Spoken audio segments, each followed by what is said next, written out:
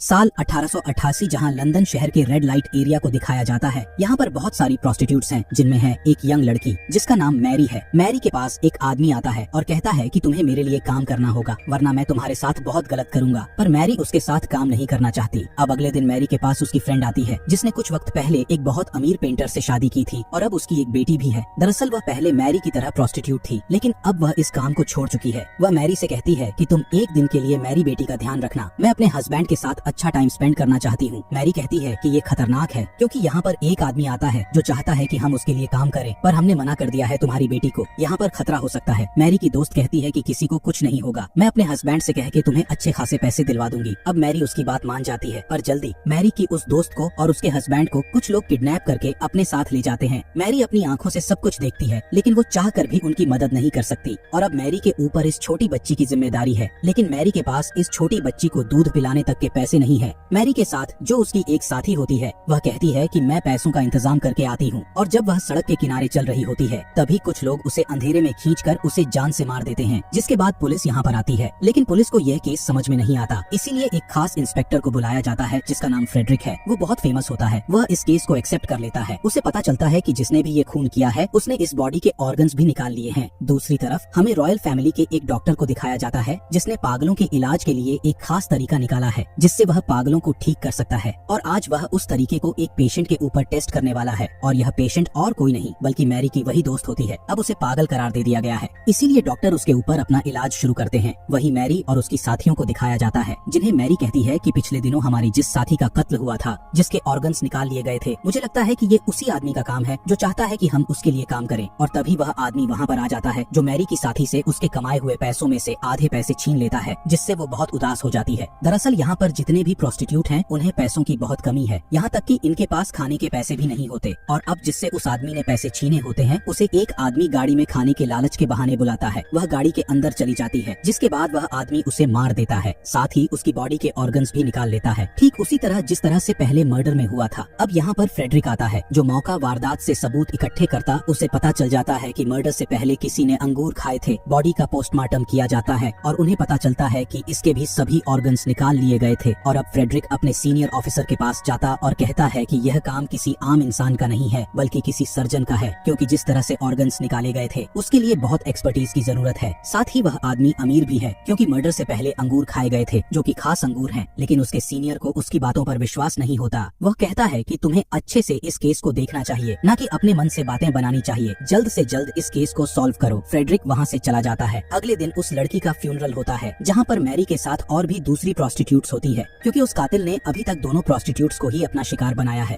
Frederick उनसे सवाल पूछना चाहता है, लेकिन सब चली जाती हैं। मैरी वहाँ पर रुक जाती है और मैरी फ्रेडरिक को बताती है कि मुझे उस आदमी पर शक है जो चाहता है कि हम उसके साथ काम करें, लेकिन फ्रेडरिक के पास कोई सबूत नहीं है कि वो उस आदमी को अरेस्ट कर सके। अब रात को जब मैरी अपनी साथियों के साथ घर पर होती है, तभी इनके घर का ऑनर वहाँ पर आता है, जो इन सबको घर से निकाल देता है, क्योंकि पिछले कई महीनों से इन्होंने घर का रेंट नहीं दिया। वही कातिल अपने अगले शिकार के लिए निकल जाता है। आज फिर से वह एक प्रोस्टिट्यूट को अंगूर का लालच देता है, जिसके बाद वह उसे मार देता है और इस लड़की के भी ऑर्गन्स निकाल लेता है। यहाँ एक बार फिर फ्रेडरिक मौका ए वारदात पर आता है। उसे वही सबूत मिलते हैं जो पहले मिले थे, और अब फ्रेडरिक खुद ही एक हॉस्पिटल में जाता है, जहाँ पर वो एक डॉक्टर से इस केस के सिलसिले में मदद मांगता है, लेकिन वह साफ साफ मना कर देता है। जिसके बाद रॉयल फैमिली का जो डॉक्टर होता है, जिसने दिमाग का एक खास इलाज निकाला है, वो उसका साथ देने के लिए तैयार हो जाता है। और अब फ्रेडरिक उस शार्प हथियार का चित्र बनाता है, जिससे सबके कत्ल हुए हैं। डॉक्टर कहता है कि यह सर्जरी ब्लेड है। वह उस ब्लेड को उसे दिखाता है जो उसके पास पहले से होता है। फ्रेडरिक को अब पूरा यकीन हो चुका है कि जो भी यह कातिल है, वह एक सर्जन है। डॉक्टर फ्रेडरिक को यह भी बताते हैं कि जो कातिल है वह बहुत यंग होगा, इसीलिए आसानी से उसने रात के अंधेरे में सभी पार्ट्स को निकाल लिया। साथ ही उसके पास इसी तरह का एक टूल बैग होगा, जिससे वो लोगों के बॉडी पार्ट्स निकालता है। और अब फ्रेडरिक उन सभी लोकेशंस को देखता है जहाँ पर अभी तक कत्ल हुए हैं, जिससे उसे अंदाजा हो जाता है कि अब अगला कत्ल कहाँ पर होगा। इसीलिए वो अपने साथियों से कहता है कि हमें उस जगह पर नजर रखनी होगी। वहीं हमें उस कातिल के ड्राइवर को दिखाया जाता है, जो हर एक कत्ल में उसके साथ था। वह कातिल से कहता है कि अब हमें सब कुछ रोकना होगा, लेकिन कातिल कहता है कि यह मुमकिन नहीं है, हम नर्क में हैं और नर्क में ऐसा करना बहुत जरूरी है। वही हमें फ्रेडरिक को दिखाया जाता है, जो मैरी से मिलने जाता है। वो मैरी से सवाल पूछता है, मैरी उसके सवालों का जवाब देती है। साथ ही उसे यह भी बताती है कि किस तरह से कुछ लोगों ने उसकी फ्रेंड को और उसके हस्बैंड को, जो कि एक पेंटर था, किडनैप कर लिया था। वो फ्रेडरिक को उनका हुलिया भी बताती है। फ्रेडरिक और मैरी बहुत अच्छे दोस्त बन जाते हैं।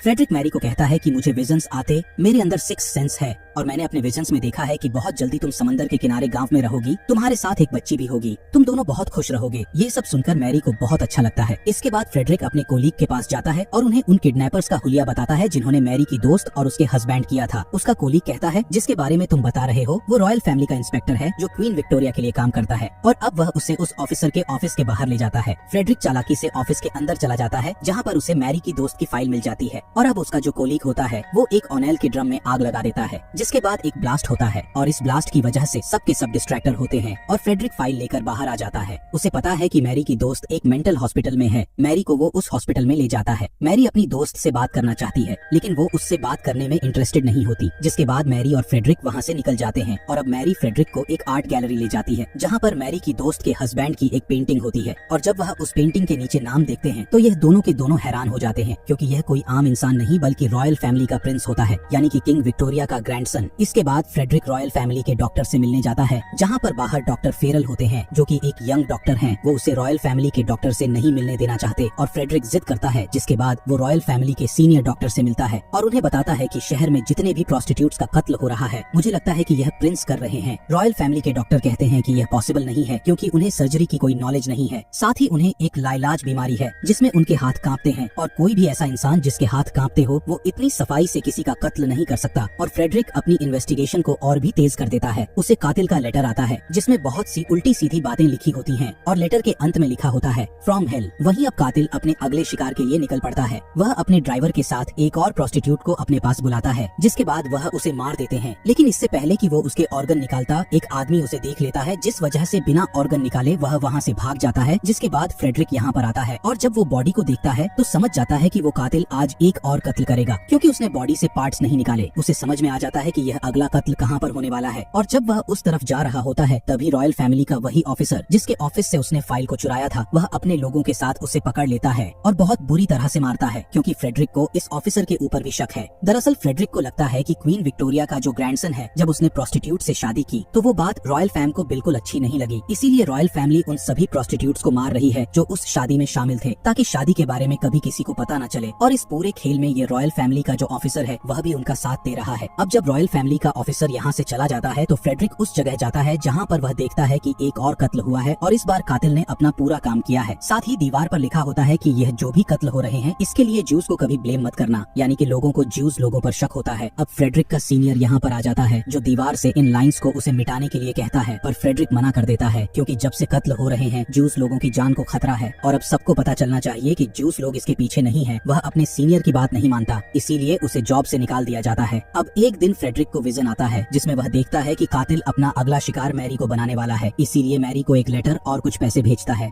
जिसमें लिखा होता है कि जल्द से जल्द तुम इस शहर को छोड़कर कहीं दूर चली जाओ। मैरी को लेटर और पैसे मिल जाते हैं। वहीं मैरी के पीछे हम उस कातिल के ड्राइवर को देखते हैं जो मैरी पर नजर रख रहा होता है, जिसका मतलब यह है कि फ्रेडरिक का विजन सही है। उस कातिल का अगला शिकार मैरी है। फ्रेडरिक इसके बाद रॉयल फैमिली के डॉक्टर से मिलने जाता है और उसे कहता है कि मुझे पता है कि ये सब क्वीन विक्टोरिया करवा रही है क्योंकि उसके ग्रैंडसन की शादी में जो प्रोस्टिट्यूट शामिल थी उन सबको मार दिया गया है और अब सिर्फ मैरी बची है, लेकिन मैं मैरी को किसी भी कीमत पर नहीं मरने दूंगा। वह डॉक्टर से कहता है कि तुम भी रॉयल फैमिली के लिए यानी कि क्वीन विक्टोरिया के लिए काम करते हो, क्या कभी क्वीन विक्टोरिया ने तुम्हें ऑफर नहीं किया कि तुम भी उनका इस घिनौने काम में साथ दो? डॉक्टर कहता है कि क्वीन विक्टोरिया ने मुझे कहा था, इसीलिए अब तक जितने भी कत्ल हुए हैं वो सब के सब मैंने किए हैं क्योंकि उन्हीं प्रोस्टिट्यूट्स की वजह से प्रिंस को बीमारी हुई और बहुत जल्दी वो मरने वाले हैं। जिसके बाद प्रिंस की जो बेटी है जो कि एक प्रोस्टिट्यूट से पैदा हुई है वही इस राजगद्दी की वारिस होगी, पर हम ऐसा नहीं होने देंगे। और अब फ्रेडरिक अपनी गन निकाल लेता है क्योंकि वह डॉक्टर को मारना चाहता है, पर तभी पीछे से डॉक्टर का साथी आ जाता है जो फ्रेडरिक के ऊपर हमला करके उसे बेहोश कर देता है। दरअसल रॉयल फैमिली का जो जूनियर डॉक्टर होता है, साथ ही रॉयल फैमिली का वो ऑफिसर, वो सब के सब इस पूरी साजिश में मिले हुए हैं और अब रॉयल फैमिली का ऑफिसर साथ ही जूनियर डॉक्टर उसे मारने के लिए यहाँ से दूर ले जाते हैं। जूनियर डॉक्टर उसे इंजेक्शन लगाकर मारना चाहता है लेकिन फ्रेडरिक जोर जोर से हिलना शुरू कर देता है जिस वजह से गलती से डॉक्टर को इंजेक्शन लग जाता है। रॉयल फैमिली का जो ऑफिसर होता है वह काट से नीचे गिर जाता है।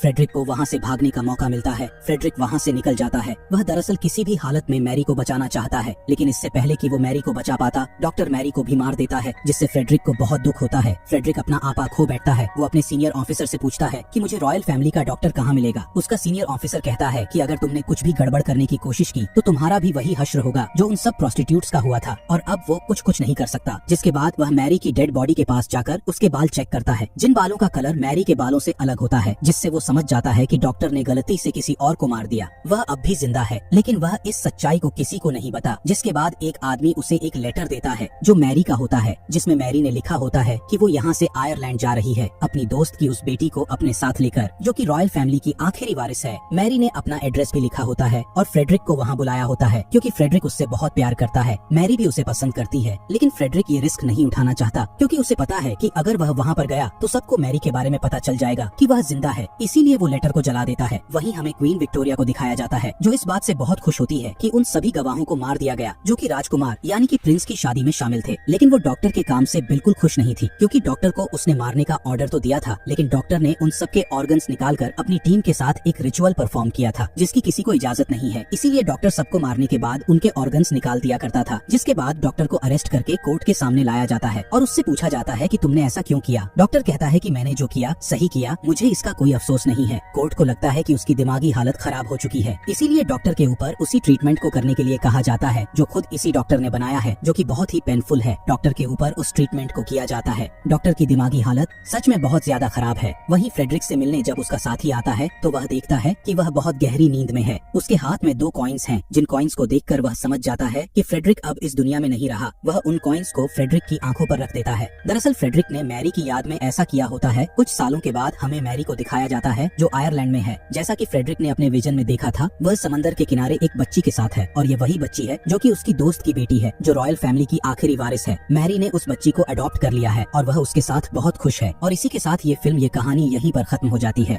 उम्मीद करते हैं कि ये कहानी आपको पसंद आई होगी। Thanks for watching.